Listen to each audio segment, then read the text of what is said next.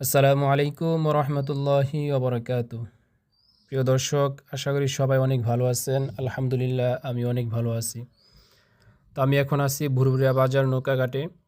এটি একটি ব্যস্ত স্থান যেখানে প্রতিদিন নৌকার মাঝি, ব্যবসায়ী, শ্রমিক, পথচারী সহ অসংখ্য মানুষের যাতায়াত হয়। দীর্ঘ সময় রোদে কাজ করা বা পথ চলার কারণে অনেকেই তৃষ্ণার্ত হয়ে পড়েন। সেই তৃষ্ণার্ত মানুষের কথা চিন্তা করেই এখানে স্থাপন করা হয়েছে এই বিশুদ্ধ পানির ফিল্টার।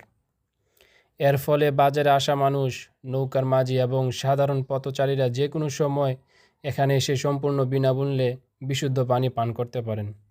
এটি নিঃসন্দেহে মানুষের কল্যাণে নেওয়া একটি প্রশংসনীয় উদ্যোগ।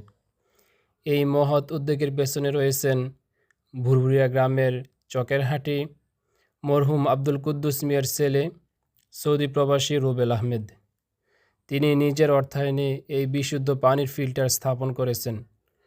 শুধু তাই নয়, প্রতি মাসের মোটরের বিদ্যুৎ বিল ও রক্ষণাবেক্ষণের যাবতীয় খরচও তিনি বহন করে আসছেন। কোনো ধরনের সমস্যা দেখা দিলেও দ্রুত তা সমাধানের ব্যবস্থা করেন। আল্লাহ তাআলা রুবেল আহমেদ ভাইয়ের এই মহৎ উদ্যোগ কবুল করুন এবং এটিকে তার জন্য সদকায়ে জারিয়া হিসাবে কবুল করুন। আমিন।